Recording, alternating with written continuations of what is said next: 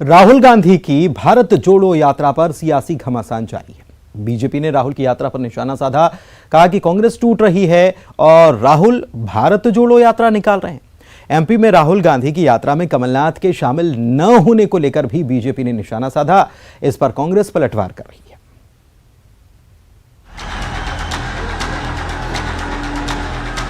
जोड़ने और तोड़ने के सियासी शोर के बीच आज से राहुल गांधी की भारत जोड़ो यात्रा औपचारिक तौर से शुरू हो चुकी है। 3570 किलोमीटर की ये यात्रा 12 राज्यों और 2 केंद्र शासित प्रदेशों तक जाएगी।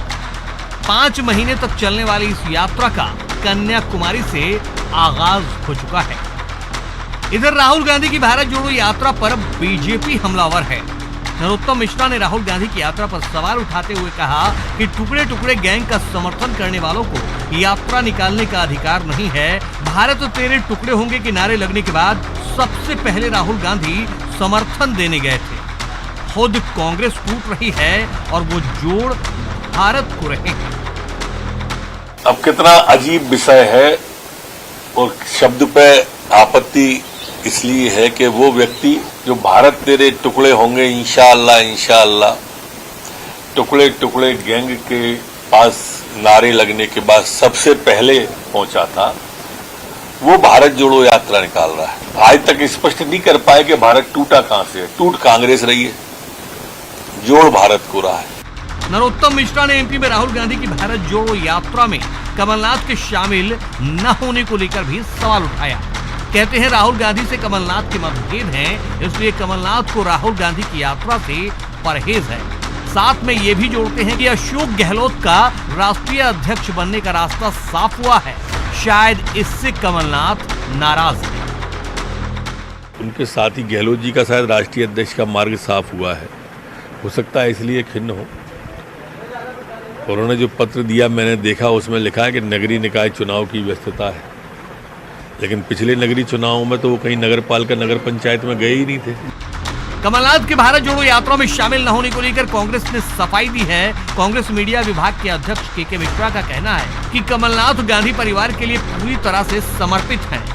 17 दिन राहुल गांधी मध्य प्रदेश में रहेंगे, लिहाजा वो उसकी तैयारियों में ही जुटे हैं। जो माननीय कमलनाथ जी ने तर्क दिया है वह 100% मुफीद है।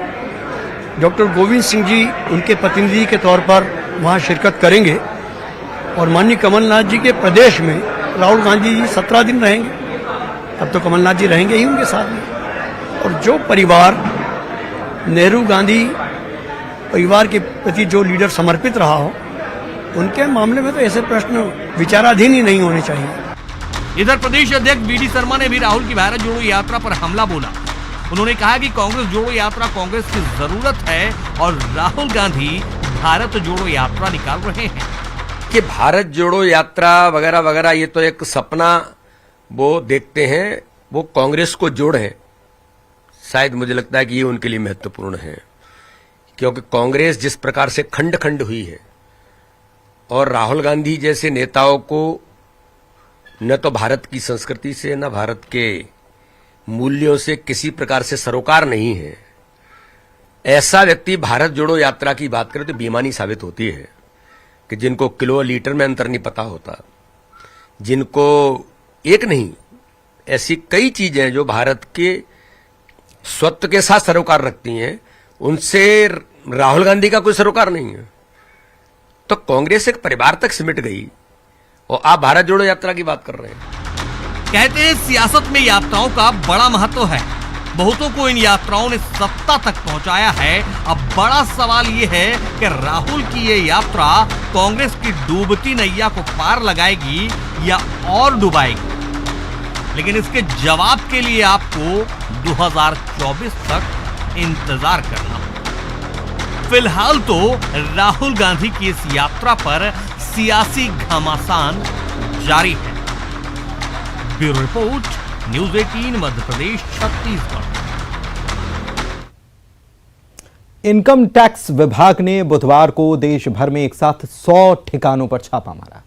दिल्ली, राजस्थान, महाराष्ट्र, उत्तर प्रदेश, उत्तराखंड और छत्तीसगढ़ समेत 7 राज्यों में आईटी की छापेमारी हुई। ये कार्रवाई मिड डे मील में कमाई, पॉलिटिकल फंडिंग में टैक्स चोरी और शराब घोटाले के सिलसिले में की गई। इसमें छत्तीसगढ़ का रायपुर और रायगढ़ जिला भी शामिल है। इन छापों के बाद सूबे में सियासत तेज है। छत्तीसगढ़ में भी आईटी ने कई शहरों में बड़े कारोबारियों के ठिकानों पर बड़ी रेड की है। सुबह 5 बजे ही बड़ी संख्या में आयकर विभाग के अफसर रायपुर और रायगढ़ जिले में पहुंचे, जहां सूबे के स्टील और शराब कारोबारियों के यहां आईटी के अफसर दस्तावेज खंगालने में जुटे रहे। राजधानी रायपुर समेत छत्तीसगढ़ के अलग अलग हिस्सों पर इनकम टैक्स की टीम ने दबिश दी है और छापेमारी कार्रवाई जो है वो जारी है। ये रामदास अग्रवाल जो है स्टील कारोबारी, उनका ये ऑफिस है और यहाँ पर इनकम टैक्स की जो टीम है उसकी दबिश जारी है। अगर हम बात करें तो रायपुर, रायगढ़ समेत प्रदेश के कई जिलों में ये कार्रवाई जारी है, जिसमें दुर्ग, भिलाई और बिलासपुर भी शामिल है।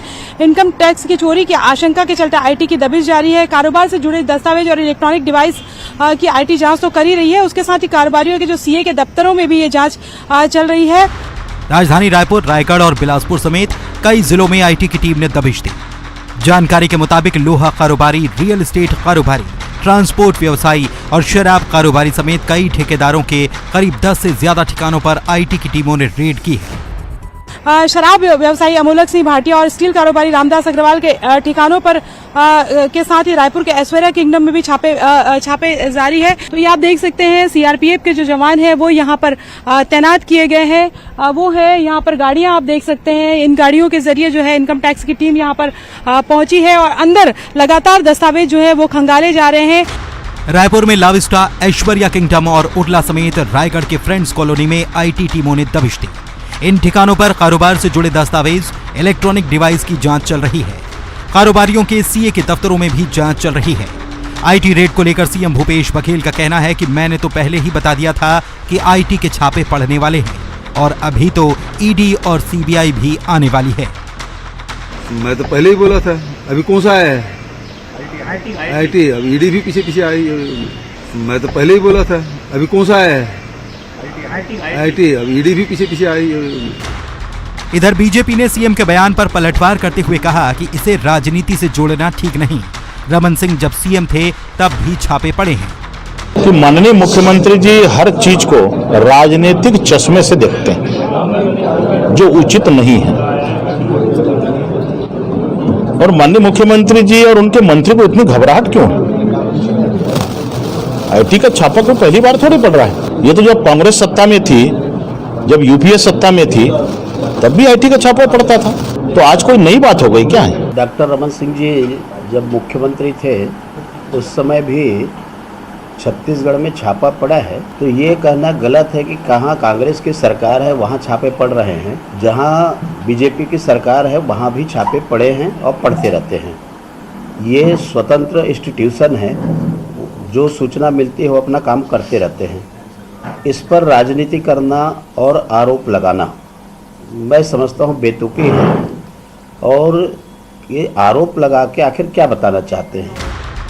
छत्तीसगढ़ में मौसम चुनावी और मिजाज सियासी है। इस लिहाज से इन छापों की टाइमिंग को लेकर सवाल उठना वाजिब है। हालांकि केंद्रीय एजेंसियों के काम करने का अपना तौर तरीका होता है, लेकिन सियासी नफा नुकसान के लिए जिस तरह से इन एजेंसियों के इस्तेमाल का इतिहास रहा है, उसे देखते हुए इस पर सियासत हो तो हैरानी नहीं होनी चाहिए। Bureau report, news 18, Madhya Pradesh, Chhattisgarh. Jabalpur के न्यू लाइफ